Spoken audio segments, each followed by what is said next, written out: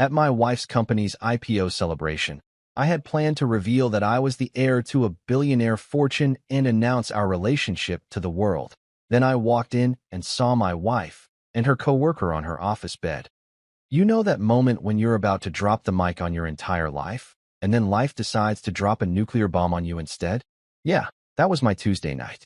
I stood outside the Grand Meridian Ballroom, adjusting my tie for the third time like some nervous freshman at prom. The marble floors were so shiny I could see my reflection staring back at me. Confident smile, perfectly pressed tuxedo, and the kind of swagger that comes from knowing you're about to blow everyone's minds. Tonight wasn't just about Rosewood Tech going public. Tonight was my night to finally step out of the shadows and show this city exactly who the hell I really was. For 7 goddamn years, I've been playing the role of supportive husband while bankrolling Sophia's tech dreams. 7 years of watching her take credit for strategies I'd whispered in her ear over morning coffee. 7 years of nodding along while investors praised her vision that I'd literally sketched out on napkins during our anniversary dinners. But hey, love makes you do stupid things, right? And I was stupider than most. The ballroom doors swung open, and I got hit with that familiar cocktail of expensive perfume, champagne bubbles, and the kind of fake laughter that only comes from people who measure their worth in stock options. Crystal chandeliers hung like frozen fireworks above a sea of black tuxedos and designer gowns. Every tech blogger, venture capitalist, and social media influencer in the tri-state area was crammed into this overpriced fishbowl, all waiting for the big announcement. I worked the crowd like I'd been doing it my whole life, which, technically, I had. Growing up as a Vance meant you learned to schmooze before you learned to tie your shoes. But tonight felt different. Tonight, I wasn't just the mysterious husband who somehow managed to keep Rosewood's books balanced and their investors happy. Tonight, I was going to reveal that the guy who'd been pulling strings behind the scenes was actually the heir to one of the biggest fortunes on the East Coast. There he is. Marcus Webb from TechCrunch grabbed my shoulder like we were old fraternity brothers instead of acquaintances who'd shared maybe 5 conversations. Ready for the big show? Sophia must be over the moon. I flashed him that practice smile, the one I'd perfected during countless charity galas and board meetings where I'd sat quietly while grown men threw tantrums over quarterly projections. She's been working toward this moment her whole career, I said, which wasn't technically a lie. Sophia had been working, just not as hard as she wanted everyone to believe. The lights dimmed, and a hush fell over the crowd like someone had hit the universal mute button. This was it, the moment I'd been rehearsing in mirrors for weeks. I'd written the speech myself, humble but confident, grateful but ambitious. I was going to stand beside my wife, announce the IPO, and then casually mention that, oh yeah, by the way, I'm not just some random dude who married well. I'm a Vance, as in Vance Industries, as in the family that's been moving money around this country since before your great-grandfather was figuring out how indoor plumbing worked. The spotlight hit the stage, and my heart did this weird little skip thing that reminded me why I usually avoided public speaking. But then I saw her, and everything else faded into background noise. Sophia looked absolutely stunning. Her red dress hugged her curves like it had been painted on, and her hair cascaded over her shoulders in those perfect waves that probably cost more than most people's rent. She was glowing. Literally glowing in a way that made every camera in the room start clicking like hungry piranhas. But she wasn't alone. Brian Carter stood beside her, his arm threaded through hers like they were posing for their engagement photos. Brian fucking Carter, the guy who'd been sniffing around our company like a lost puppy for the past 6 months. This strategic partner who couldn't balance a checkbook if his life depended on it, but somehow had convinced half of Silicon Valley that he was the next Steve Jobs. My stomach dropped somewhere around my knees, but I kept that smile plastered on my face because 300 people were watching, and at least 50 of them had cameras pointed in my direction. Sophia stepped up to the microphone, and her voice rang out clear and confident across the ballroom. Ladies and gentlemen, thank you for joining us tonight for what has truly been a labor of love. She paused, letting the anticipation build like she was announcing the Oscar for Best Picture. Rosewood Tech is officially going public, and I couldn't be more thrilled to share this moment with my incredible team and our amazing strategic partner, Brian Carter. Polite applause rippled through the crowd, but I was barely hearing it. Something was wrong. Something was very, very wrong. This wasn't the script we'd rehearsed. This wasn't how tonight was supposed to go. And then she dropped the bomb. But that's not the only exciting news we have to share tonight. Her smile got even brighter, if that was physically possible, and her hand moved to rest on her stomach in a gesture so subtle that most people probably missed it. But I didn't miss it. I never missed anything when it came to Sophia. My blood turned to ice water. The pregnancy rumors that have been circulating are absolutely true.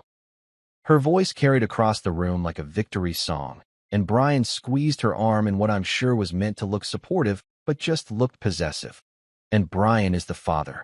The world stopped. Just fucking stopped. Every sound in the ballroom, the clinking glasses, the whispered conversations, the clicking cameras, got muffled like someone had shoved cotton in my ears. My hand started trembling, and I had to grip my champagne flute so tight I was surprised it didn't shatter. But I clapped. God help me, I clapped. Because that's what you do when your wife announces to 300 strangers that she's pregnant with another man's baby. You smile, and you clap, and you pretend like your entire world didn't just get fed through a wood chipper on live television. The cameras swiveled toward me like vultures circling a fresh carcass. I could feel every eye in the room boring into me, waiting for my reaction. Waiting to see if the cuckold husband would break down, or throw a punch, or do something dramatic enough to make it onto the entertainment blogs by morning.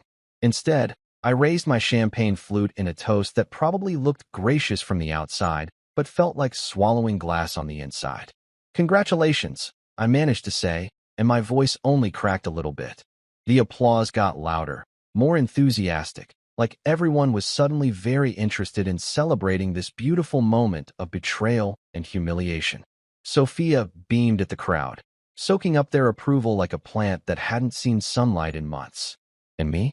I stood there in my perfectly pressed tuxedo, surrounded by people who were supposed to be celebrating my success, watching my wife claim another man's child while the cameras captured every second of my public emasculation. 7 years. 7 fucking years of building her dream, financing her vision, and believing in our partnership. 7 years of being the man behind the woman, content to let her shine while I pulled the strings from the shadows. Tonight was supposed to be different. Tonight was supposed to be mine. Instead, I got erased from my own story while the whole world watched. You know what's funny about public humiliation? The show must go on. Even after your wife announces she's carrying another man's baby in front of half the tech industry, you still have to shake hands and make small talk like your soul didn't just get put through a blender. I managed to slip away from the ballroom after what felt like 17 hours, but was probably closer to 30 minutes of the most excruciating social performance of my life. The valet brought my BMW around, and I sat in the driver's seat for a solid 5 minutes, just breathing and trying to figure out what the hell had just happened to my life. My phone started buzzing before I even pulled out of the parking lot. Text after text lighting up my screen like a goddamn Christmas tree. Dude, what the hell was that? Asterisk, Marcus from TechCrunch, probably already writing his exclusive expose. Call me ASAP. Asterisk, my assistant Sarah, who was definitely not getting paid enough to deal with this level of drama. Congratulations on the IPO. Asterisk, some investor who clearly hadn't been paying attention to the second half of the announcement. Bro, you okay? Asterisk, my college roommate Jake, who lived in Denver and somehow still heard about my personal disasters faster than I did. I turned the phone face down and drove home in blessed silence, trying not to think about the fact that every entertainment blogger and tech journalist in the city was probably crafting headlines about my spectacular public cuckolding. Tech heir's wife announces a fair baby at IPO launch. Vance Fortune can't buy loyalty. Rosewood CEO trades up from husband to strategic partner. Yeah, that last one was definitely going to be a real headline by morning. Our house. Correction, Sophia's house that I'd been paying the mortgage on for the past 3 years, looked exactly the same as when I'd left it 6 hours ago. Same perfectly manicured lawn, same pretentious fountain that cost more than most people's cars, same marble lions flanking the front door, because apparently my wife thought we lived in some kind of modern-day Downton Abbey. But walking through that front door felt like entering a crime scene. Everything looked normal on the surface, but I knew that underneath all the expensive furniture and designer artwork, something had died tonight. Something that had been sick for a while, probably, but I'd been too stupid or too stubborn to put it out of its misery. I poured myself 3 fingers of the good scotch, the 25-year-old Macallan that I'd been saving for tonight's celebration, and sat in my leather chair, staring at the family photos scattered across the mantel. Most of them were from our early days, back when Sophia still looked at me like I hung the moon instead of like I was a convenient ATM with legs. There was one from our wedding day, both of us grinning like idiots who thought love could conquer basic arithmetic.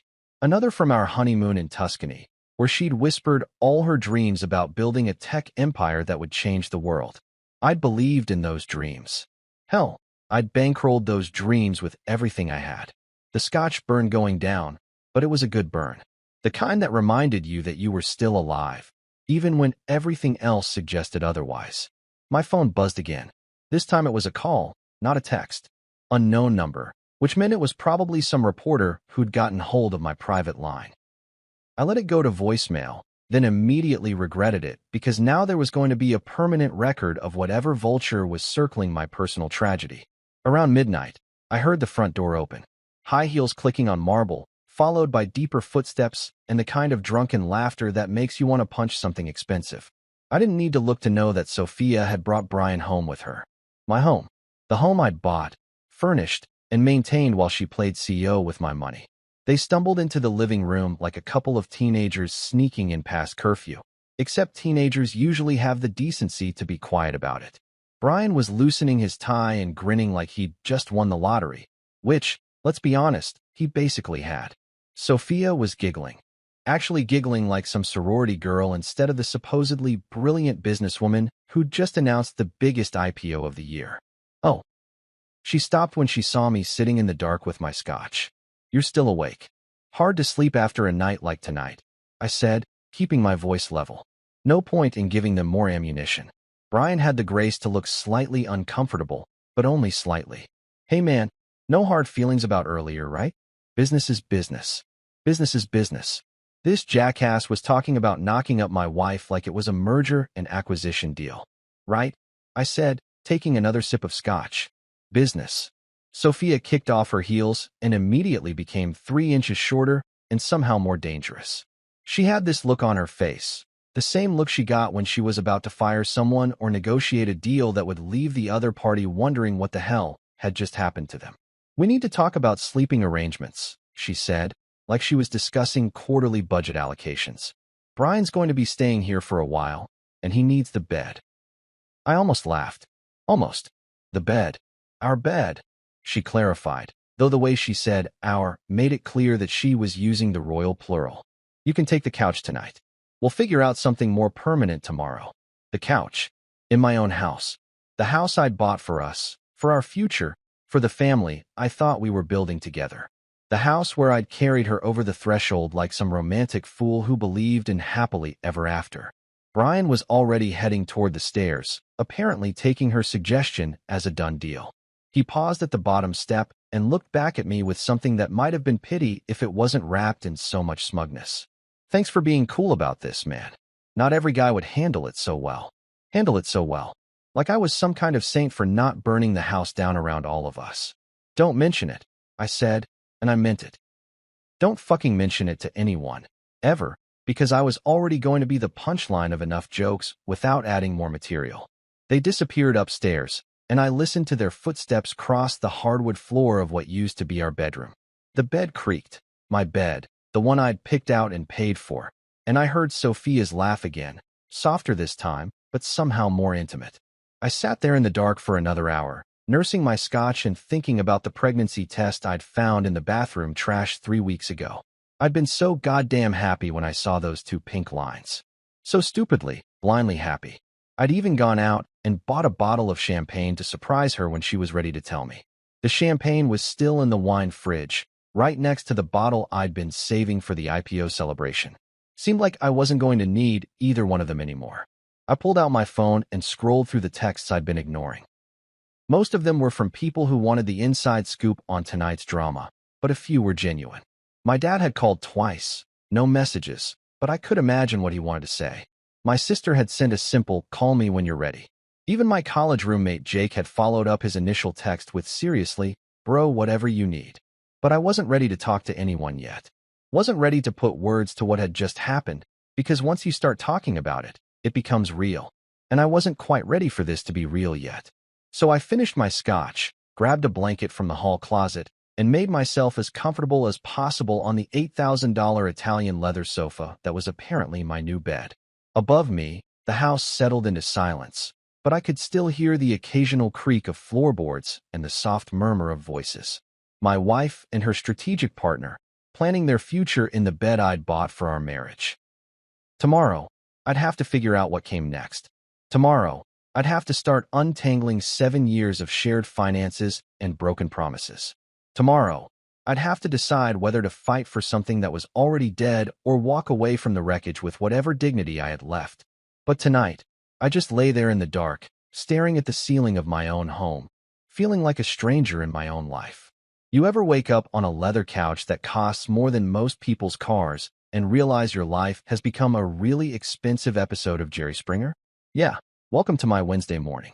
My neck felt like I'd been in a cage fight with a chiropractor, and there was a coffee ring stain on my shirt from where I'd apparently used my chest as a coaster sometime during my 3 hours of intermittent unconsciousness.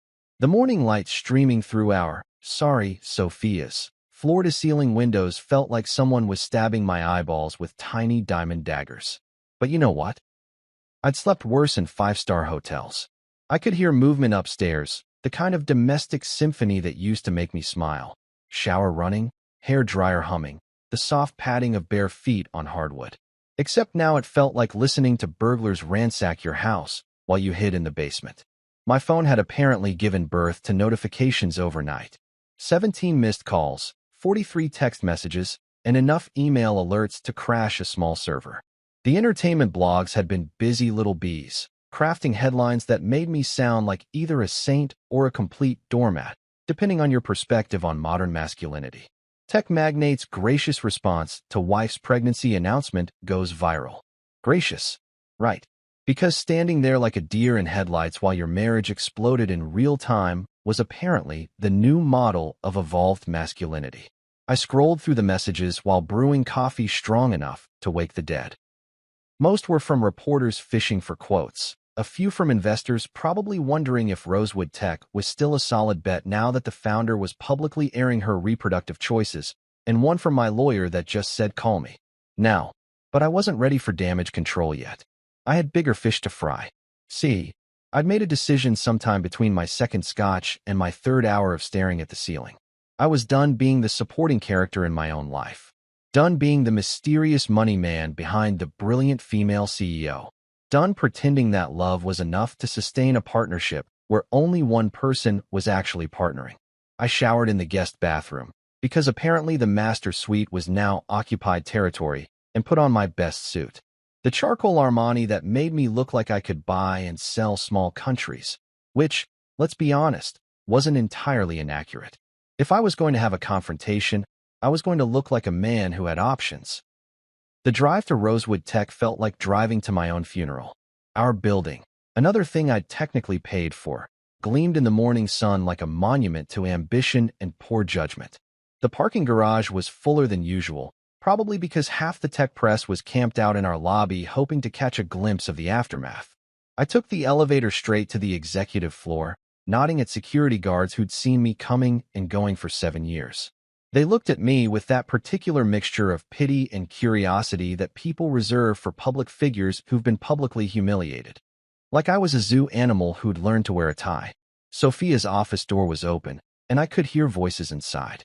Her laugh, that same bright, confident sound that used to make my chest warm but now made my teeth ache. And Brian's deeper chuckle, the sound of a man who thought he'd won the lottery and couldn't quite believe his luck. I walked in without knocking because, frankly, I was past the point of observing social niceties. They were wrapped around each other like teenagers at a school dance, her arms around his neck, while he whispered something in her ear that was making her giggle. Professional as hell, really. Nothing says serious business partnership like making out in the corner office before 9 a.m. Morning, I said, and they sprang apart like I'd walked in on them robbing a bank. Sophia smoothed her skirt and tried to regain that CEO composure, but her lipstick was smudged and Brian's tie was crooked. Real subtle, guys. Oh, good. You're here. she said, like she'd been expecting me to show up for my own professional execution. We need to talk about some organizational changes. Organizational changes. I had to admire the corporate speak. Most wives just said, I want a divorce. Sophia was restructuring our entire relationship like a hostile takeover. I figured, I said, settling into the leather chair across from her desk. The same chair where I'd sat through countless strategy sessions, budget meetings, and late-night planning conversations that had built this company from a pipe dream into a publicly traded enterprise. Brian perched on the edge of her desk like he owned the place, which I guess he thought he did now. Look, man, nothing personal, but with the IPO and everything, we need to streamline operations.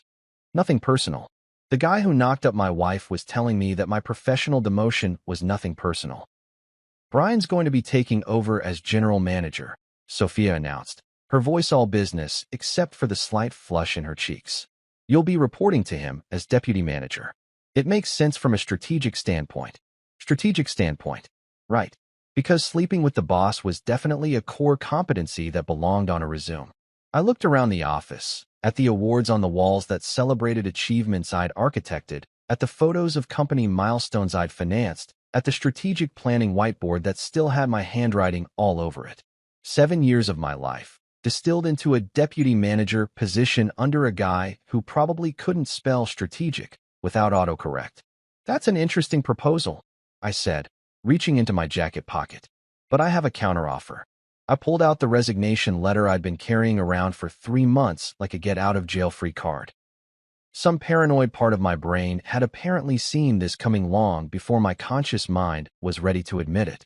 The letter was crisp, professional, and brutal in its brevity. Ms. Rosewood, I said, placing it on her desk with the kind of formality that made her flinch. Not Sophia. Not honey or sweetheart, or any of the pet names I'd used for 7 years. Ms. Rosewood, I believe this will resolve any concerns about organizational structure. Her face went pale. You can't be serious. Dead serious. I stood up, straightening my tie. Effective immediately. Brian was reading over her shoulder, and I watched his smug expression shift into something approaching panic. Wait, hold up. You can't just. We need, the transition period. What transition period? I asked. You seem to have everything well in hand. Strategic partnership and all that. The office door opened, and Sophia's secretary Angela poked her head in. Ms. Rosewood? The gentleman from New York is here for the 10 o'clock. Sophia looked confused. What gentleman from New York? The investment representative, Angela said, checking her tablet. For the final IPO documentation review. And that's when I remembered the most beautiful detail of all. The one thing that Brian's strategic brilliance and Sophia's corporate restructuring hadn't accounted for. The New York investment group wasn't just buying into Rosewood Tech. They were buying into Rosewood Tech with the express understanding that I came with the package. Not because they particularly cared about my charming personality, but because they'd done their due diligence and realized that every major decision, every successful product launch, every profitable quarter could be traced back to strategies and connections that had my fingerprints all over them. Send him in, I said, settling back into my chair with the first genuine smile I'd worn in 24 hours. The representative walked in 30 seconds later, a sharp-dressed man in his 50s with the kind of confidence that comes from moving serious money around serious markets. His eyes swept the room, taking in the cozy tableau of Sophia, Brian, and their obvious discomfort. Mr. Vance, he said, extending his hand to me with a smile that didn't reach his eyes. Glad to see you're here. We need to discuss some concerns that have come up overnight. Concerns? Sophia's voice cracked slightly. He turned to her with the kind of polite indifference reserved for people who were about to become irrelevant. Yes, Ms. Rosewood. Our analysis indicates that Mr. Vance's departure would fundamentally alter the risk profile of this investment. Without his continued involvement, I'm afraid we'll have to reconsider the entire deal. The silence in the room was so complete I could hear the air conditioning humming.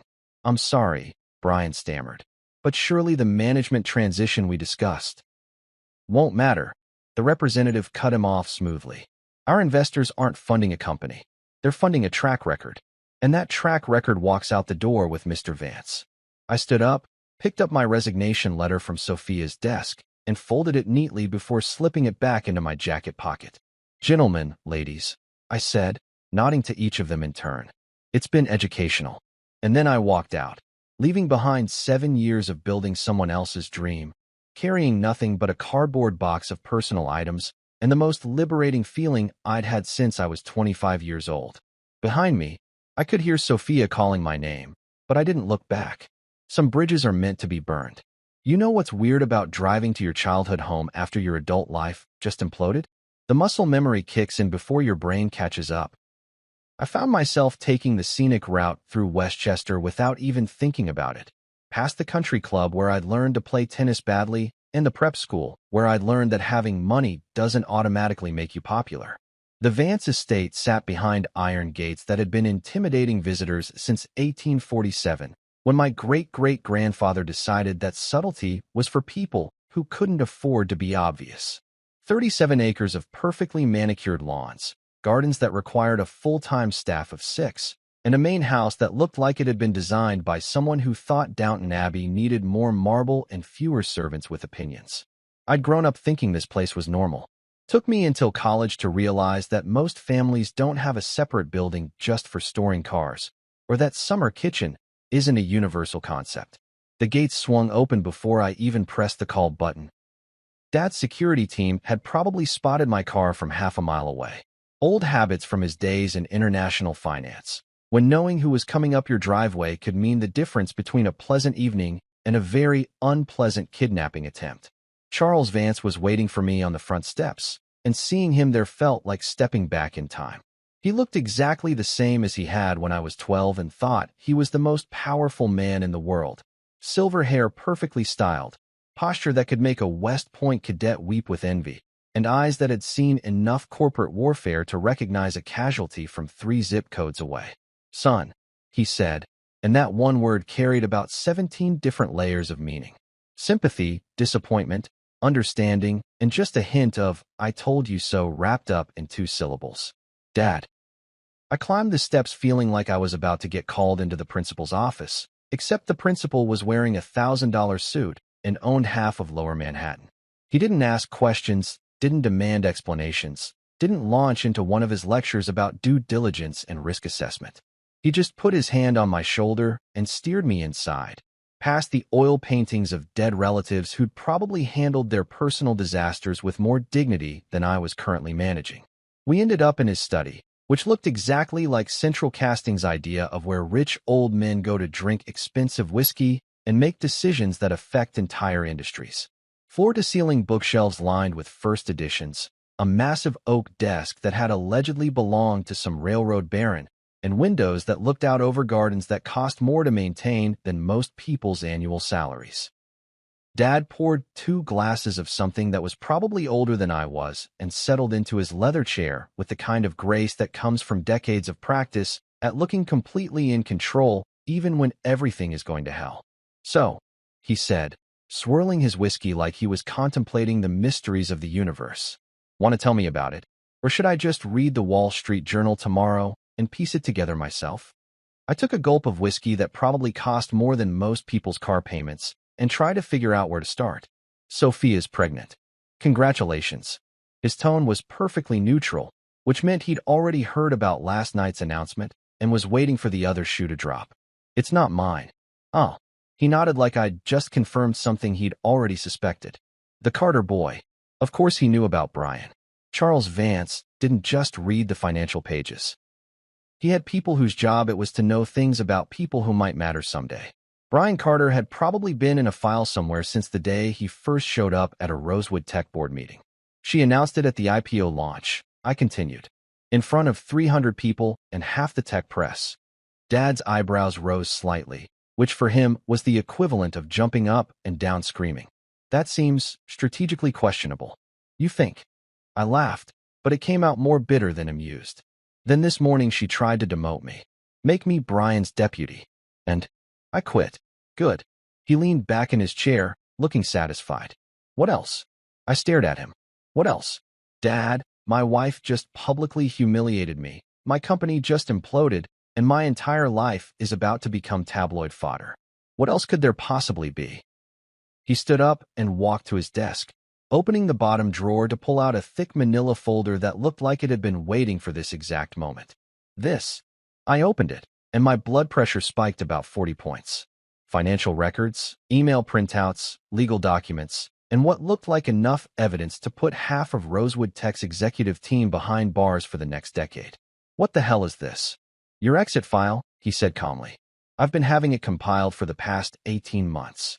I flipped through pages of documented financial irregularities, unpaid tax obligations, and accounting practices that were creative enough to win awards if fraud was an Olympic sport. How did you, when did you? Son, you've been talking about that company at every family dinner for 7 years. You think I wasn't paying attention? He settled back into his chair, looking like a professor who was finally getting to teach his favorite lesson. Every time you mentioned some questionable decision Sophia made, every time you complained about corners being cut or regulations being bent, I had my people look into it. There were emails in here from Sophia to Brian that dated back over a year, long before their strategic partnership had gone public. Communications about moving money through offshore accounts, discussions about creative tax strategies that were definitely not IRS approved, and enough evidence of deliberate financial misconduct to keep a team of federal prosecutors busy for months. Dad, this is... I held up a document that showed Brian siphoning money from client accounts to fund his own lifestyle. This is criminal. Yes, it is. His voice was matter-of-fact, like we were discussing the weather. Your wife has been running a very sophisticated operation, using your reputation and family connections to legitimize what is essentially a high-end Ponzi scheme. The room felt like it was tilting sideways. You've known about this for 18 months? I've suspected it for longer. He leaned forward, his expression serious. But I needed proof, and I needed you to see it for yourself. If I'd come to you 2 years ago with accusations about Sophia, what would you have done? I thought about it honestly. I would have defended her. Exactly. Love makes us stupid, son. It makes us ignore red flags, rationalize bad behavior, and enable people who are actively destroying us. He gestured to the folder. But now you've seen what she's really capable of. Now you understand that this was never about business disagreements or strategic differences. This was about a predator who identified a target and spent 7 years systematically destroying him. I was quiet for a long time, reading through document after document that painted a picture of deliberate, calculated betrayal. Not just the affair, that was almost secondary. This was financial fraud on a scale that could have destroyed not just me, but my entire family's reputation. Why didn't you stop me? I asked finally. Because you're a grown man, and sometimes grown men need to make their own mistakes. He stood up and walked to the window, looking out over the gardens where I'd played as a kid, back when the world seemed simpler and people were either good or bad with no gray areas in between. But also because I knew you'd figure it out eventually. You're a Vance. We don't stay victims for long. So what now? He turned back to me with a smile that would have made his enemies very nervous back in his corporate raider days. Now we play the game by rules that actually matter. Not love, not loyalty, not trust. Those are luxuries for people who can afford to be naive. We play by the rules of power, money, and consequences. He handed me another folder, this one thinner, but somehow more substantial. Your mother always said that love wasn't a business model. She was right. But business? Business is definitely a model for dealing with people who mistake kindness for weakness. I opened the second folder and found legal documents that were already prepared, financial strategies that were already in motion, and a plan that was so thorough it took my breath away. Dad, this is justice, he said simply. Or revenge, depending on how you want to look at it. The beautiful thing about having resources is that you get to choose which battles to fight and how to fight them. Sophia chose to make this personal. Now it becomes business. I closed the folder and looked at my father, really looked at him, for the first time in years. Not as the distant, intimidating figure from my childhood, but as a man who'd spent decades navigating waters that could drown people who weren't strong enough to swim. You've been planning this the whole time. I've been preparing for this possibility, he corrected. There's a difference. Hope for the best, prepare for the worst, and never let anyone mistake your generosity for stupidity. For the first time in 48 hours, I felt like I could breathe properly. Not because the situation was resolved, it was still a complete disaster, but because I finally understood that I wasn't facing it alone. So what's the first move? His smile got wider. We let them think they've won. And then we show them what losing actually looks like. Outside the windows, the sun was setting over the estate where 5 generations of Vances had learned that sometimes the most important lessons come disguised as the worst days of your life. I was finally ready to graduate. You know what they say about revenge being a dish best served cold? Turns out it's even better when it arrives via certified mail at 6 in the morning with a side of federal marshals. I was nursing my first cup of coffee in Dad's kitchen, because apparently I lived at the family estate now, which felt both like a step backward and a strategic retreat, when my phone started buzzing like an angry wasp. Sarah, my former assistant who'd somehow managed to stay neutral in the divorce proceedings that weren't technically divorce proceedings yet. They're freaking out, she said without preamble. Sophia's been calling every lawyer in Manhattan, and Brian locked himself in his office and won't come out. Good morning to you too, Sarah. I settled into one of the breakfast nook chairs that probably cost more than most people's monthly rent. What exactly are they freaking out about? You haven't seen the news? I hadn't seen much of anything except the inside of a whiskey glass and my father's legal documents for the past 18 hours. Enlighten me. Federal investigators raided Rosewood Tech this morning. Something about financial irregularities and tax evasion. The entire building is crawling with FBI agents. I nearly choked on my coffee. Dad worked fast when he wanted to. Is that so? Don't play dumb with me, Sarah said, but there was amusement in her voice. I've been fielding calls from reporters all morning asking for comment about your mysterious departure and whether you had advanced knowledge of any improprieties. Want to tell me what you know that I don't? I know that karma has excellent timing, I said, and that you should probably update your resume. Already done, along with about half the staff who aren't currently being questioned by federal agents. After Sarah hung up, I wandered into Dad's study to find him reading the Wall Street Journal with the satisfied expression of someone whose chess moves were finally paying off. The headline on the front page made me smile for the first time in 3 days. Rosewood Tech under federal investigation following anonymous whistleblower report. Anonymous, I said, settling into the chair across from his desk. Completely anonymous, he agreed without looking up from his paper. Some concerned citizen with an extensive knowledge of financial fraud and a civic duty to report it. My phone buzzed with a text from an unknown number. This is Assistant District Attorney Marisol Navarro. I'd like to speak with you about Rosewood Tech at your earliest convenience. I showed Dad the message. He nodded approvingly. Excellent. Marisol's one of the best prosecutors in the Southern District. She doesn't waste time on cases she can't win. Should I be worried about being implicated in any of this? Son, you documented every questionable decision Sophia made for 7 years.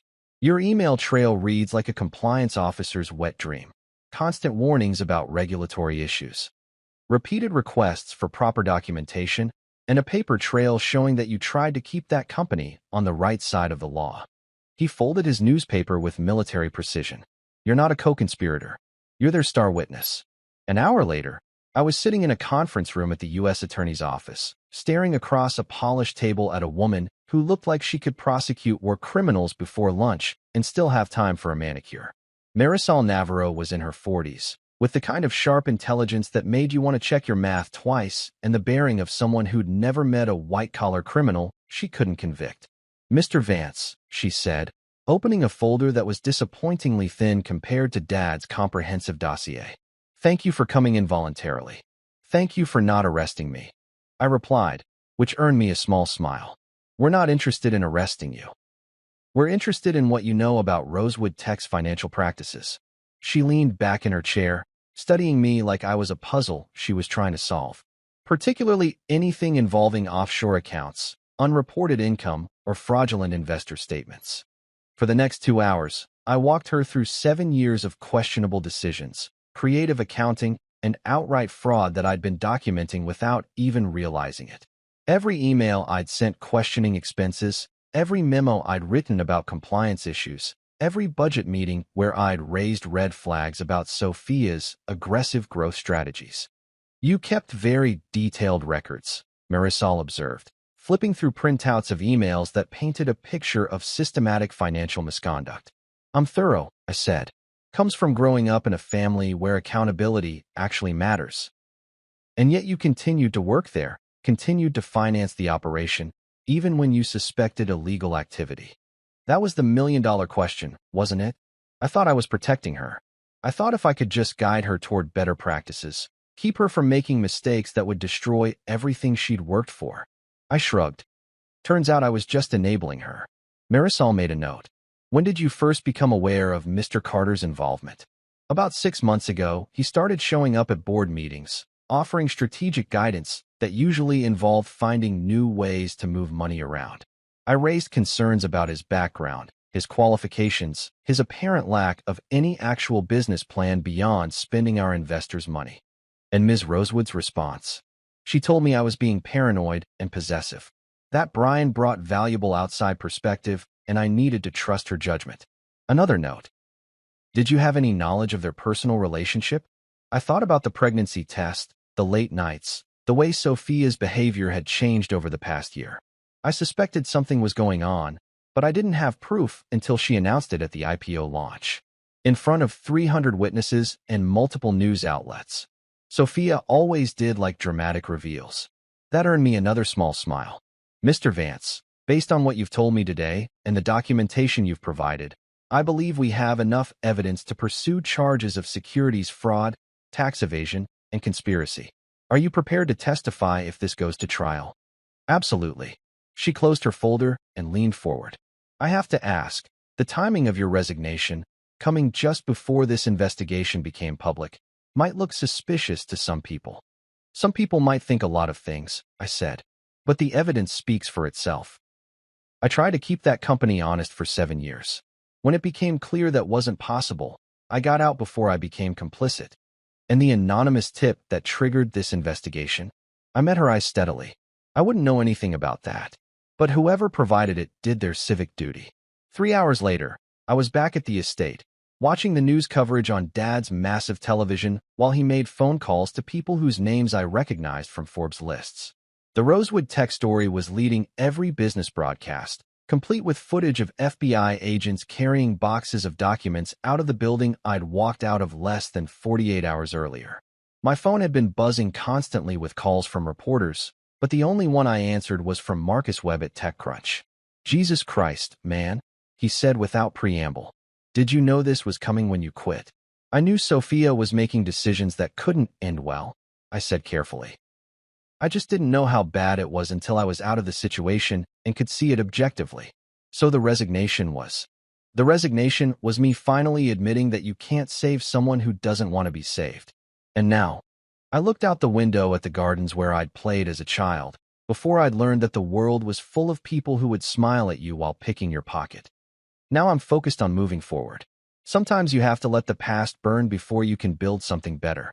After Marcus hung up, Dad appeared in the doorway with 2 glasses of champagne. Celebrating already? I asked. Not celebrating, he said, handing me a glass. Acknowledging. You spent 7 years trying to be the man you thought she needed you to be. Today, you started being the man you actually are. And what kind of man is that? He smiled, and for the first time in years, I saw pride in his eyes. A Vance. Outside, the sun was setting over Westchester, painting the sky the color of expensive wine and new beginnings. Tomorrow, Sophia and Brian would have to face the consequences of their choices. Tonight, I could finally sleep knowing that justice wasn't just coming. It had arrived with a warrant and a badge. Some people learn the hard way that actions have consequences. Others learn that patience and preparation beat passion and betrayal every single time. I was finally ready to stop being someone else's victim and start being my own man. You know what's funny about federal investigations? They make people very chatty. Suddenly, everyone wants to have conversations they've been avoiding for months, usually right around the time the FBI starts asking uncomfortable questions about offshore banking and creative bookkeeping. I was 3 days into my new routine of living at Dad's estate and pretending to read financial newspapers while actually binge-watching true crime documentaries when Sophia called. Not texted, called, which meant she was either desperate or completely delusional, possibly both. We need to talk, she said without preamble, her voice carrying that brittle quality that meant she was barely holding it together. I think we've talked enough, I replied, pausing Netflix mid-episode. Some documentary about Ponzi schemes that was hitting a little too close to home. It's about the baby. Of course it was. Because apparently my life had become one of those soap operas where paternity tests and federal investigations happen in the same week. What about the baby? Last I heard, Brian was the proud papa-to-be. There was a long silence, the kind that usually precedes really bad news or really desperate lies. With Sophia, it was often hard to tell the difference. I need to see you, she said finally. In person, there are things we need to discuss. Sophia, if you're looking for a character witness for your upcoming trial, I'm probably not your best bet. Please. The word came out cracked, like she'd had to force it through her teeth. One conversation. That's all I'm asking. Against my better judgment, which, let's be honest, had been making questionable decisions where Sophia was concerned for 7 years. I agreed to meet her at the little cafe in Cold Spring where we used to go on weekend mornings back, when we still pretended to be happily married. She was already there when I arrived, hunched over a cup of coffee that had probably gone cold an hour ago. She looked like hell, which was simultaneously satisfying and concerning. Her usually perfect hair was pulled back in a messy ponytail. Her designer clothes were wrinkled, and she had the kind of dark circles under her eyes that come from not sleeping for days. Thanks for coming, she said as I sat down across from her. You said it was about the baby. Talk. She fidgeted with her coffee cup, avoiding eye contact like a teenager who'd been caught sneaking out. The timing is complicated. Complicated how? I've been thinking about when it might have happened. And the dates are. She finally looked up at me, and I saw something I'd never seen before in Sophia's eyes. Genuine fear. It's possible that the baby isn't Brian's. I felt like someone had just sucker punched me in the solar plexus. Possible. The timeline is messy. There were a few weeks where Brian and I were taking a break. And you and I. She trailed off, but I knew what she meant. There had been a brief period about 4 months ago when we'd actually acted like a married couple again. A long weekend in the Hamptons where she'd put away her phone and we'd pretended that our marriage wasn't circling the drain. So what are you saying exactly? I'm saying maybe I made a mistake. Maybe I jumped to conclusions about the paternity because I wanted it to be Brian's. She leaned forward, reaching across the table like she was going to touch my hand, then thought better of it. Maybe this baby is yours. Maybe. I let the word hang in the air between us. That's a hell of a thing to be unsure about, Sophia. I know how this sounds. Do you? Because it sounds like you're trying to hedge your bets. Brian's looking at federal charges, your company is imploding, and suddenly you're not so sure about paternity. Convenient timing. Her face flushed. That's not what this is about, isn't it? Because from where I'm sitting, it looks like you're trying to figure out which life raft is less likely to sink. I deserve that, she said quietly. I deserve all of it. But the baby doesn't deserve to grow up not knowing who their real father is. That stopped me cold.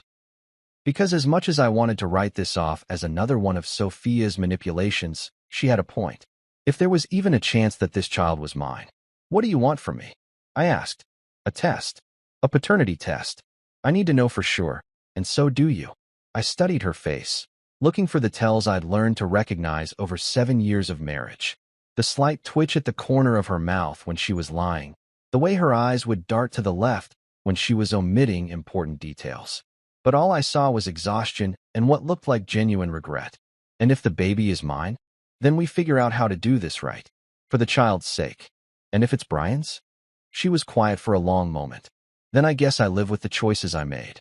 I pulled out my phone and called my lawyer, not the family attorney who handled corporate stuff, but the guy Dad had recommended for personal matters that require discretion. 20 minutes later, I had the name of a lab that could handle paternity testing with the kind of confidentiality that came with premium pricing. We can do this through attorneys, I said. Keep it clean, keep it legal, keep it private until we know for sure. She nodded, looking like she was about to cry. Thank you. I'm not doing this for you, I said, standing up to leave. I'm doing it for a child who didn't ask to be born into this mess. The test took 3 days to process, 3 days during which I alternated between hoping the baby was mine and hoping it wasn't. If it was mine, I'd have a connection to Sophia for the rest of my life. But I'd also have a child, something I'd wanted for years but had given up hope of having. If it wasn't mine, I could cut ties completely and move on with whatever was left of my life. The results came back on a Friday morning. 99.9% probability of paternity. I stared at the paper for a solid 5 minutes, reading the same numbers over and over like they might change if I looked at them hard enough. I was going to be a father. In about 5 months, there was going to be a tiny human in this world who was half me, half the woman who'd spent the last year systematically destroying my life. I called Dad first. "Congratulations, son," he said, and I could hear the smile in his voice. "How do you feel?" "Terrified, excited, confused, all at the same time." "Sounds about right. That's what good fathers feel like before they meet their children." "What if I screw this up?" "You won't. You're a Vance. We don't do anything halfway, including parenthood." Then I called my lawyer and told him to draft custody agreements that would protect both me and the child from whatever legal fallout was coming for Sophia. Generous financial support, joint custody with primary residence to be determined based on circumstances, and ironclad protections to ensure that my child wouldn't be used as a pawn in whatever game Sophia was still trying to play. Finally, I called Sophia. "It's yours," I said without preamble. She was quiet for so long I thought she might have hung up. When she finally spoke, her voice was barely a whisper. "I'm sorry. For all of it. For the lies, for the betrayal, for putting you through this." "Save the apologies," I said, but without the venom I'd been carrying for the past week. "We have bigger things to worry about now, like figuring out how to be parents when we can barely be civil to each other." "I want to try," she said. "To do better. To be better. For the baby. We'll see. Right now, I'm setting up legal protections for the child. Financial support, custody arrangements, everything that needs to be in place before." I paused, not wanting to say "before you go to prison" out loud. "I understand." "Do you?" "Because this changes nothing between us, Sophia. I'm not coming back. I'm not forgetting what you did, and I'm sure as hell not playing happy family. But I will be a father to my child. That's all I can ask for." After I hung up, I sat in Dad's study, staring out at the gardens where I'd played as a kid, trying to imagine a miniature version of myself running around those same paths. It was terrifying and wonderful and completely overwhelming all at once. Dad appeared in the doorway with 2 glasses of scotch, even though it was barely noon. "To the next generation of Vances," he said, raising his glass. "To doing better than the previous generation," I replied. "We drank to that, to new beginnings and old mistakes, to the complicated truth that sometimes the worst moments of your life can lead to the best things that will ever happen to you." In 5 months, I was going to be somebody's dad. Everything else, the betrayal, the fraud, the federal investigation, suddenly seemed like background noise compared to that simple, terrifying, beautiful fact. Some lessons you learn the hard way. Others you get to teach. You know what's beautiful about watching something you built burn down? When it's burning because of someone else's matches, you get to enjoy the show without feeling guilty about the ashes. The first domino fell on a Tuesday morning when Hartford Financial, our biggest client, issued a public statement terminating their contract with Rosewood Tech, effective immediately due to ongoing regulatory concerns. By lunch, 3 more clients had jumped ship. By dinner, our stock price had dropped 40% and trading had been suspended. I watched it all unfold from Dad's study, surrounded by newspapers, financial websites, and cable news channels that were treating Rosewood's collapse like the business equivalent of a natural disaster. Which, I suppose, it was. If natural disasters were caused by greed, stupidity, and a complete disregard for basic accounting principles. Rosewood Tech shares plummeted again today, following revelations of extensive financial irregularities, the CNBC anchor announced with the kind of professional gravity usually reserved for war zones and celebrity deaths. The company's CFO resigned this morning, citing irreconcilable differences with management's strategic direction, while sources close to the investigation suggest that federal prosecutors are preparing additional charges. Dad muted the television and looked at me over his reading glasses. "How are you feeling about all this?" "Honestly, like I dodged a bullet the size of a freight train." "Good. That means you're learning." My phone buzzed with a text from Sarah, who'd officially joined the exodus from Rosewood last week. Brian just called an all-hands meeting. Word is they're laying off 60% of staff effective Friday. Also, someone toilet papered his car in the parking lot. I couldn't help but laugh. Brian Carter, strategic genius and master of business innovation, getting his BMW decorated with Charmin by disgruntled employees. There was something poetic about it. The real entertainment came that evening when Brian held his first, and what would turn out to be his last, press conference as acting CEO. I watched it live on YouTube because sometimes you need to see a train wreck in real time to fully appreciate the engineering failure. He stood behind a podium in what used to be our main conference room, wearing a suit that probably cost more than most of his remaining employees made in a month, trying to project confidence while his voice cracked like a 13-year-old asking someone to prom. These allegations are completely unfounded. He declared to a room full of reporters who looked like sharks that had just smelled blood in the water.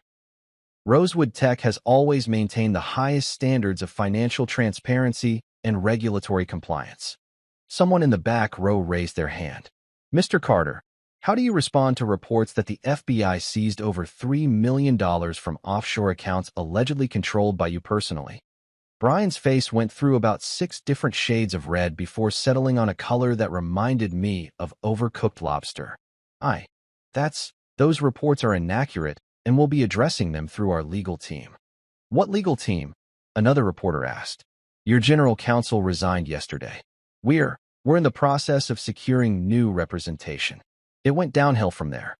Questions about missing investor funds, forged compliance documents, and why the company's 2 most qualified executives, meaning me and our former VP of operations, had both quit within days of each other.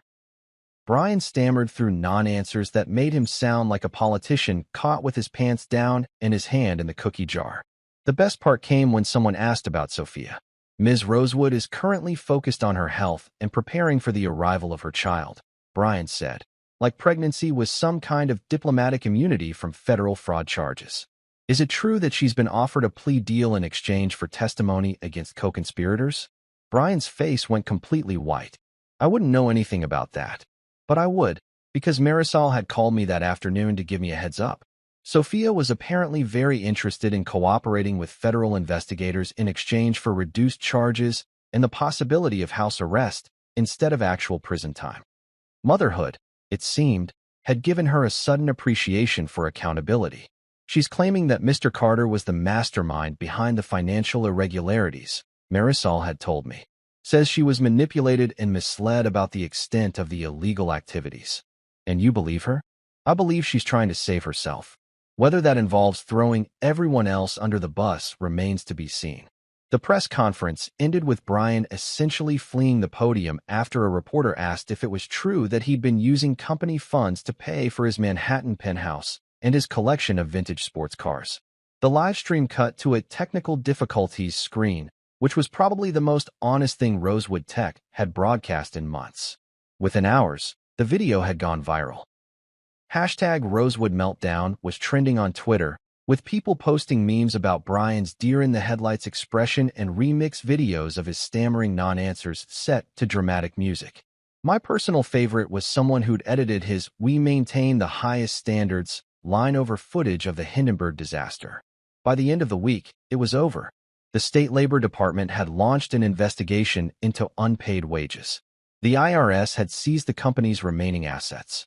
3 separate class action lawsuits had been filed by investors who were just now realizing they'd been funding what amounted to Brian and Sophia's very expensive lifestyle instead of actual business operations. I drove past the Rosewood building on Friday evening, partly out of morbid curiosity and partly because I wanted to see the end of an era with my own eyes. The parking lot that used to be full of expensive cars and ambitious young professionals was nearly empty. Someone had taped a handwritten "For Lease" sign to the front window, and there were moving trucks parked outside loading up the few pieces of equipment that weren't being held as evidence. Maya Chun, our former lead engineer who'd quit 3 months ago because she was tired of Brian's visionary leadership, was standing by her car, loading a box of personal items. She saw me and waved. Well, she said, walking over. If it isn't the guy who got out while the getting was good. Maya, how are you holding up? Better than most. I saw this coming back when Brian started talking about innovative revenue streams that nobody could quite explain. She gestured toward the building. What about you? Any regrets? I thought about it for a moment. 7 years of my life, hundreds of hours of work, millions of dollars in investments. all of it reduced to a for lease sign and some viral videos. No, I said, and I meant it. No regrets. Good. Because word on the street is you're starting something new. She wasn't wrong. For the past 2 weeks, I'd been quietly reaching out to former Rosewood employees, the good ones, the ones who'd left because they had integrity instead of staying because they lacked options. People like Maya, who'd built our best products before Brian decided that actual engineering was less important than marketing buzzwords. Maybe, I said. Would you be interested in hearing about it? She grinned. As long as it doesn't involve offshore banking or press conferences where the CEO looks like he's about to cry. I think I can guarantee that. We talked for another 20 minutes about the kind of company we'd want to work for, the kind of leadership that actually led instead of just taking credit, the kind of culture where people could do good work without having to constantly watch their backs for backstabbing and financial fraud. As I drove home to Dad's estate, I passed a billboard advertising the latest iPhone. There was something oddly comforting about seeing a product from a company that had been built by people who actually cared about building something lasting instead of just getting rich quick. Tomorrow, I'd start making calls. Tomorrow, I'd begin the process of building something real, something honest, something that wouldn't collapse the moment someone started asking uncomfortable questions about the math. Tonight, I poured myself a drink and watched the sun set over Westchester, thinking about second chances and new beginnings and the strange satisfaction that comes from watching karma catch up to people who thought they were too smart to face consequences. Rosewood Tech was dead, but maybe that was exactly what needed to happen before something better could grow in its place. Some forests need to burn before new trees can take root. Some companies need to collapse before their best people can build something worth believing in. I was ready to plant some seeds. You know what nobody tells you about becoming a father? The moment they put that baby in your arms, every single thing you thought mattered suddenly becomes background noise to the sound of tiny fingers gripping your thumb like you're the most important person in the entire universe. I got the call at 3:47 a.m. on a Tuesday in March, which seemed appropriate since nothing in my life had happened during normal business hours for the past year. Sophia's voice was tight with pain and exhaustion, but clearer than it had been in months. "It's time," she said, and I could hear hospital sounds in the background. Beeping machines, muffled conversations, the kind of controlled chaos that happens when life decides to make its entrance whether you're ready or not. I'm on my way. I'd been packed and ready for 2 weeks, keeping a bag in my car like some kind of expectant father who actually lived with his pregnant wife instead of 30 miles away at his family estate.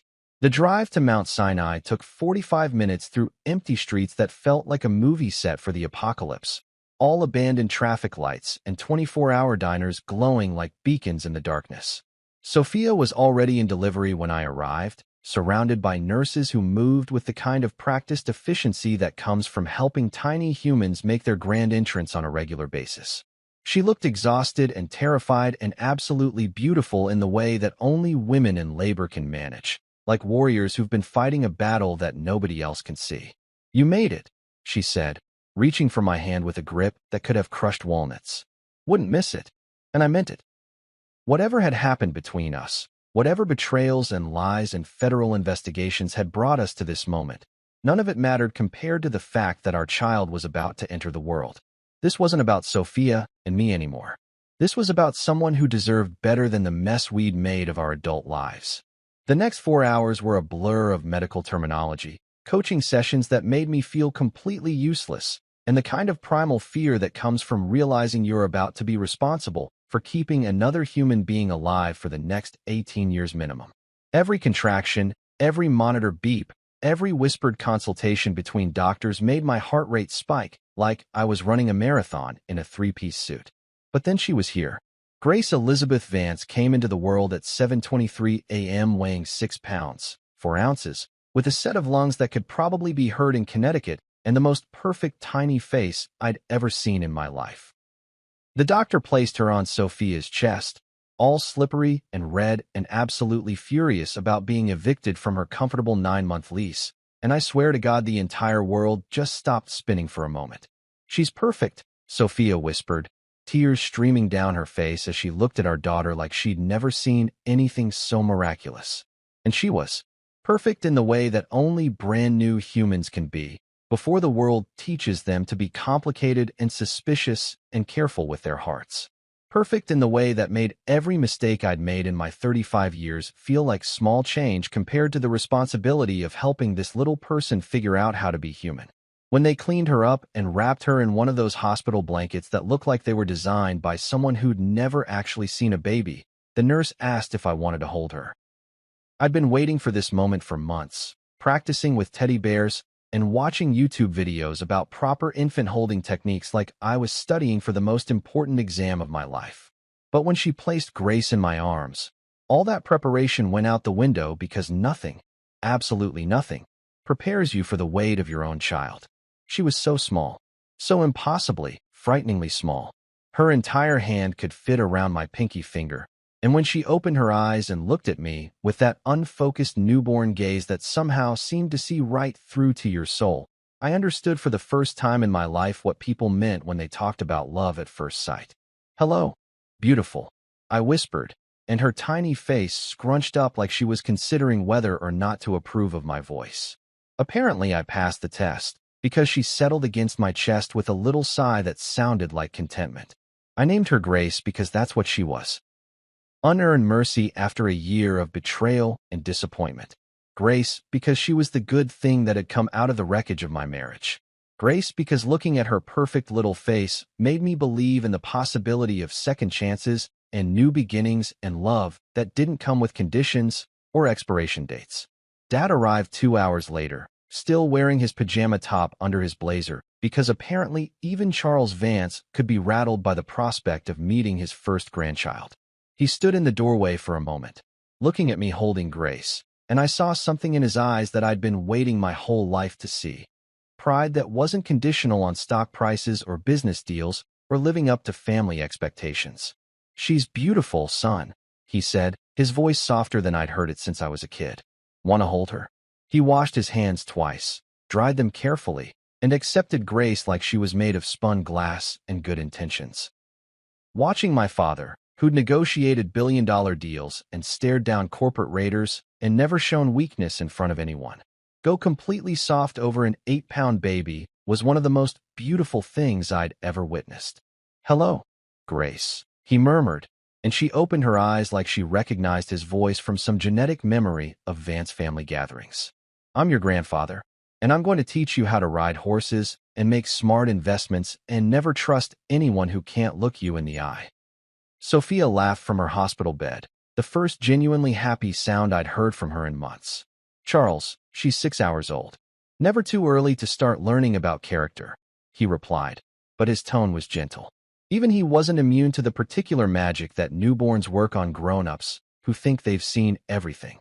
We took turns holding her, this perfect little person who'd managed to do what months of therapy and legal negotiations couldn't. Create a moment of peace between 3 adults who'd spent the better part of a year making each other miserable. Not forgiveness, exactly, because some things can't be forgiven, but a kind of truce, an agreement that whatever had happened between us was less important than making sure Grace grew up knowing she was loved.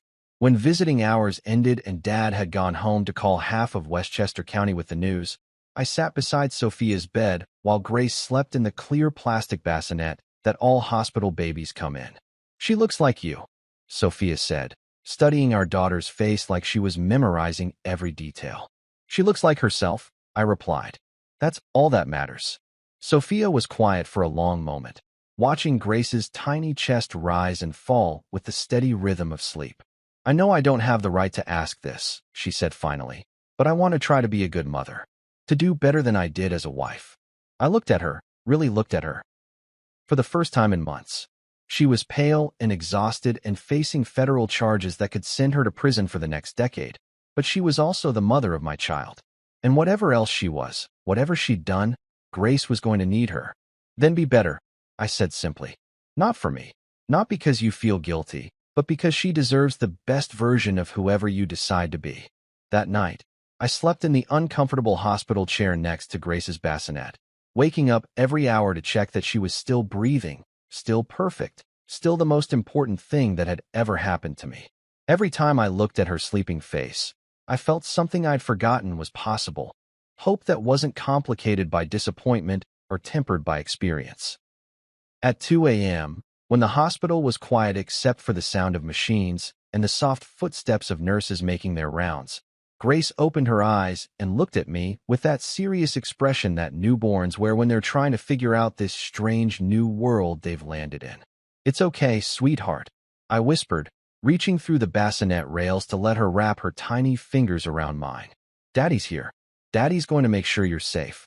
And for the first time in my adult life, I made a promise that I knew I'd never break, no matter what it cost me, no matter what sacrifices it required, no matter what battles I'd have to fight. Grace was going to grow up knowing what unconditional love felt like. She was going to grow up in a world where actions had consequences, but love didn't have to be earned. She was going to grow up knowing that some things, the important things, never let you down. Some gifts come wrapped in pretty paper with ribbons and bows. Others come covered in amniotic fluid at 7 in the morning after the worst year of your life. Grace was definitely the second kind of gift, and she was perfect. You know what's funny about starting over at 35? Everyone assumes you're having a midlife crisis, right up until they see that you're actually building something that makes sense for the first time in your adult life. Harbor Technologies started in a rented office space above a Korean barbecue restaurant in Tarrytown, which seemed appropriate since my last venture had left a bad taste in everyone's mouth, and this one literally smelled like grilled meat and second chances. The space was nothing fancy. 4 rooms, fluorescent lighting that made everyone look like they had hepatitis, and a bathroom that required jiggling the handle just right or you'd be standing there all day. But it was ours. More importantly, it was honest.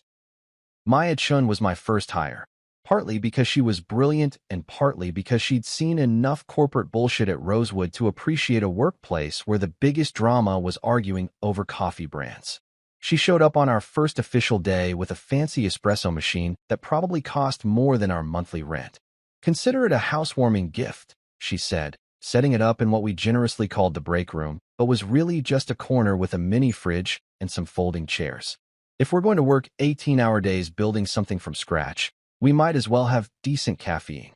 Ken Rodriguez joined us 2 weeks later. He'd been Rosewood's best product manager before Brian decided that visionary leadership was more important than actually understanding what customers wanted. Ken had the rare combination of technical knowledge and common sense that made him worth his weight in equity options. "So what's the plan?" he asked during our first official team meeting, which took place around a folding table that looked like it had been rescued from a church rummage sale. "Build something people actually need," I said. "Solve real problems. Pay everyone on time. Tell the truth." Maya laughed. "Wow, revolutionary business strategy right there. You'd be surprised how revolutionary it is in this industry." We decided to focus on cybersecurity software for small businesses, the kind of companies that couldn't afford enterprise-level protection but were getting hammered by increasingly sophisticated cyber attacks. It wasn't sexy, it wasn't going to make us Silicon Valley darlings, but it was necessary, and there was a real market for it. More importantly, it was the opposite of everything Rosewood had been. No offshore accounts, no creative accounting, no promising investors' returns that defied basic mathematics. We were going to build software, sell it at a fair price, and use the profits to build better software. Radical concept, apparently. Our first product took 6 months to develop, working out of that glorified storage unit above the restaurant. Long days that stretched into longer nights, fueled by Maya's espresso machine and Ken's apparently endless supply of Korean snacks from the place downstairs. We'd take breaks by walking around the parking lot, discussing feature sets and market positioning while the smell of bulgogi drifted up from the restaurant below. It was the most fun I'd had working since my early days at Rosewood, back when Sophia still listened to my ideas and Brian Carter was just some guy we'd never heard of. There's something pure about building something from nothing, about solving problems that actually matter instead of trying to figure out how to monetize other people's data without them noticing. The first customer was a small accounting firm in White Plains that had been hit by ransomware twice in 6 months. Their old IT guy had basically shrugged and told them to pay the hackers, which seemed like a suboptimal long-term strategy. We installed our software, walked them through the features, and within 2 weeks they were sending us referrals. "This is how business is supposed to work," Ken said after our 5th customer signed on. "You build something useful, people pay you for it, everyone wins. Don't get too excited, Maya warned. We're still operating above a restaurant and using furniture that looks like it escaped from a community center. But she was smiling when she said it, and I knew she felt it too. That sense of building something real, something that would still be here in 5 years, not because we'd been clever with accounting tricks, but because we'd actually solved problems for people. The growth was organic, steady, the kind of sustainable increase that comes from word of mouth and repeat customers rather than flashy marketing campaigns and venture capital hype. By the end of our first year, we had 43 clients, 7 employees, and enough revenue to move into an actual office building with windows and a bathroom that flushed on the first try. The new space was in a converted warehouse in Sleepy Hollow, all exposed brick and high ceilings, and the kind of industrial chic that made people think we were more successful than we actually were.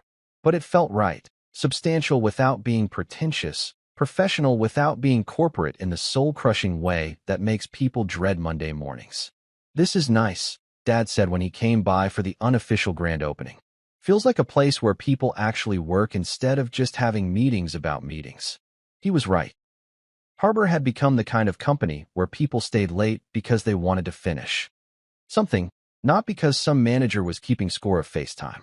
The kind of place where problems got solved with engineering instead of politics, where good ideas came from anyone smart enough to have them. We instituted 3 rules, printed them on a sign by the front door: pay on time, tell the truth, go home. Simple enough that everyone could remember them, important enough that they actually mattered. The media attention started about 18 months in, when some business reporter noticed that several former Rosewood employees had ended up at the same company and were actually successful instead of bitter and unemployed. The articles were generally positive, though they all seemed to focus more on the drama of my previous situation than on what we were actually building. Tech Heir builds new empire from ashes of marriage scandal. Read one headline that made me want to throw my laptop out the window. Ignore it, Maya advised. Let them write their soap opera stories. Our customers don't care about your personal life. They care about whether our software keeps their data safe.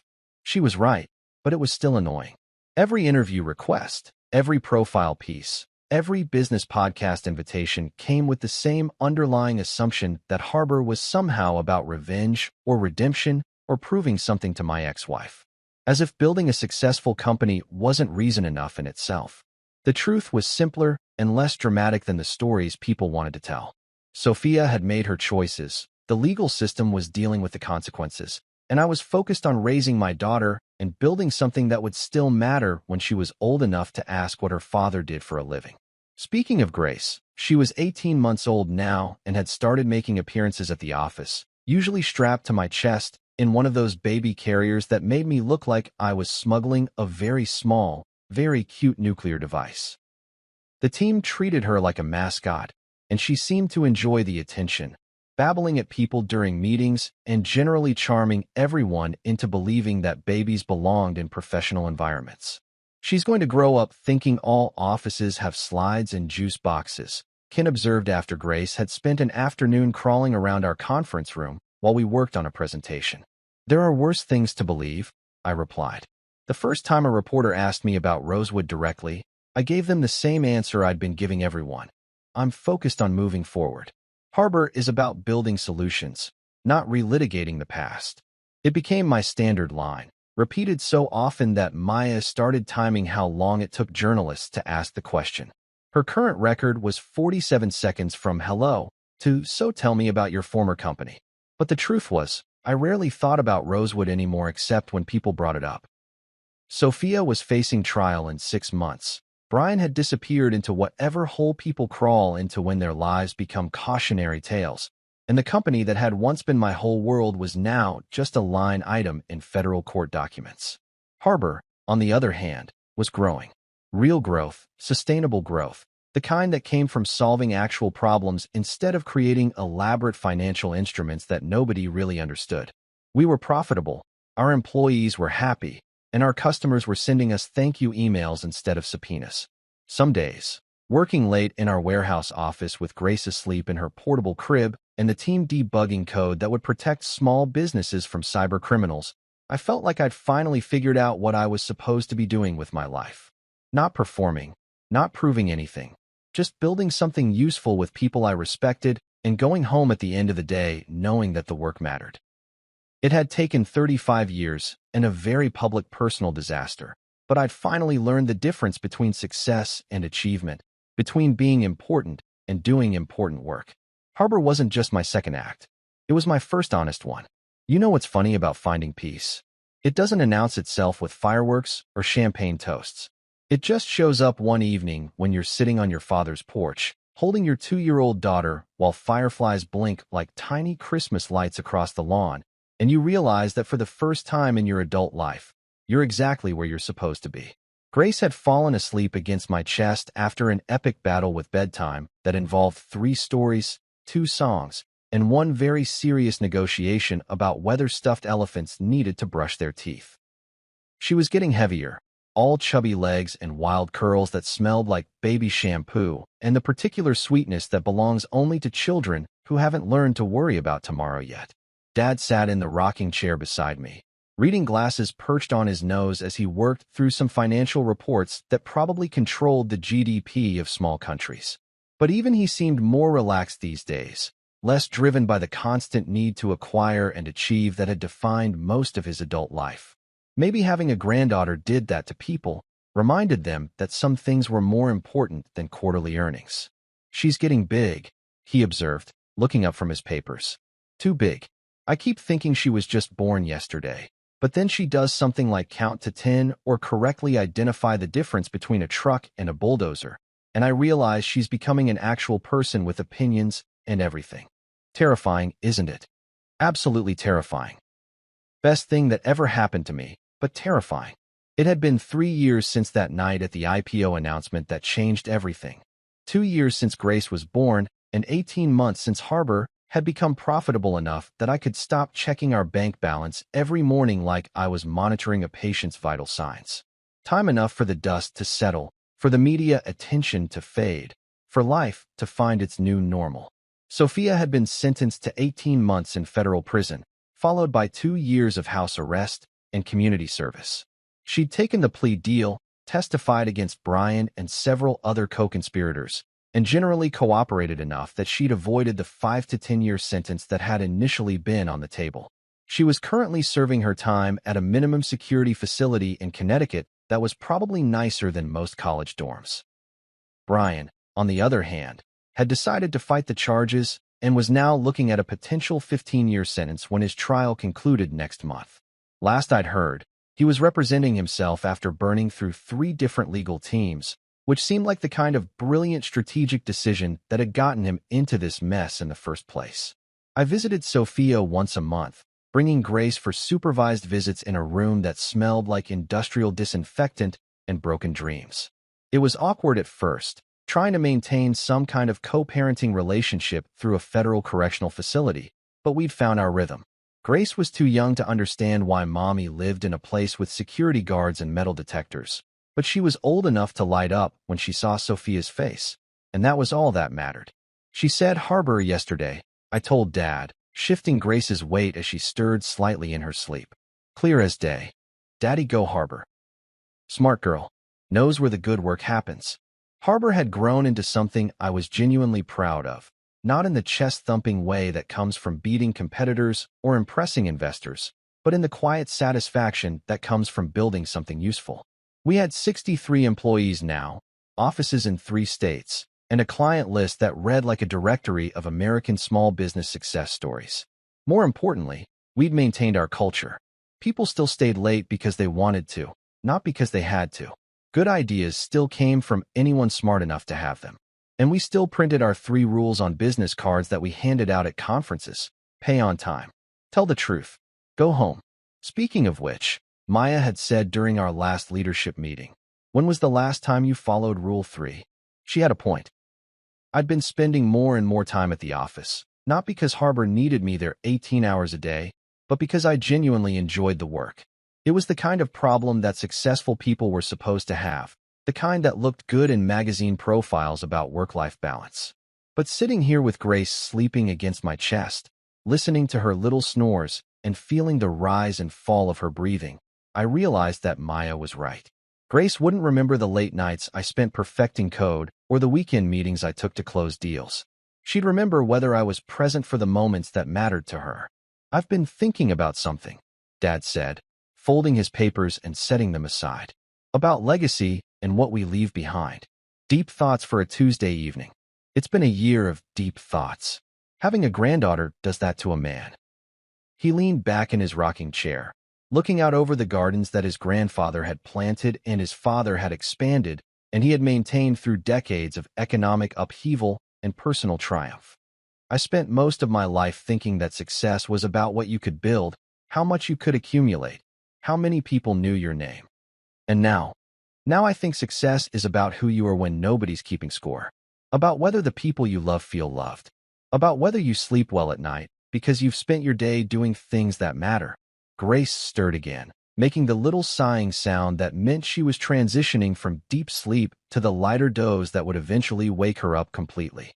I stood carefully, rocking her gently, while walking to the edge of the porch where the evening air was cooler. The Vance estate stretched out before us, 37 acres of perfectly maintained grounds that had been in our family for over a century. I'd grown up thinking this place was normal, then spent my 20s thinking it was a burden, and my early 30s thinking it was a symbol of everything that was wrong with inherited wealth and unearned privilege. Now, watching Grace's peaceful face in the dim light from the porch, I realized it was just home. Not because of the money or the history or the impressive architecture, but because it was where 3 generations of Vance men had learned to be fathers, and where Grace would learn what it meant to be loved unconditionally. "Remember when you were planning to announce your inheritance at that IPO event?" Dad asked quietly. I almost laughed. God, that feels like a different lifetime. I was so worried about proving that I was more than just Sophia's supportive husband, that I had my own identity and my own achievements. And now I know that my identity isn't something I announce to 300 strangers in a ballroom. It's something I live every day, in how I treat my employees, how I raise my daughter, how I handle success and failure, and all the messy stuff in between. Grace opened her eyes, blinking slowly in that unfocused way that meant she was still mostly asleep, but checking to make sure I was still there. When she saw my face, she smiled. Not the social smile that babies learn to charm adults, but the pure, unconscious expression of someone who felt completely safe and loved. "Hey, beautiful," I whispered, and she made a little cooing sound before closing her eyes again. "That," Dad said softly, "is what success looks like." He was right. Not the magazine covers, or the business awards, or the stock options, or any of the other measuring sticks I'd used for most of my adult life. Success was this moment, this feeling of being exactly where I needed to be, doing exactly what mattered most. Tomorrow, I'd go to Harbor and work on solutions to problems that kept small business owners awake at night. Tomorrow, I'd make decisions that affected 63 employees and their families. Tomorrow, I'd continue building something that would outlast market crashes and industry changes and all the other forces that destroyed companies built on hype instead of value. But tonight, I was just a father holding his daughter, a son sitting with his father, a man who'd finally learned that presence was more valuable than performance, that being known by the people who mattered was better than being known by everyone who didn't. Some victories are won in boardrooms and announced in press releases. Others are won in quiet moments when you realize you've stopped running towards something you thought you wanted and started walking towards something you actually needed. I'd spent 7 years trying to be the man I thought Sophia wanted, then another year trying to prove I was better than the man she'd betrayed. Now, finally, I was just trying to be the man Grace would be proud to call her father. It was the simplest goal I'd ever set for myself, and the most important one I'd ever achieved. The fireflies kept blinking across the lawn. Grace kept sleeping in my arms, and Dad kept rocking in his chair, and for once in my life, I didn't want to be anywhere else or anyone else. Some stories end with revenge or vindication or dramatic gestures that prove a point.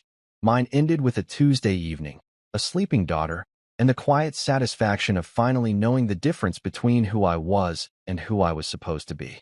It wasn't the ending I'd planned, but it was the one I'd earned, and that made all the difference.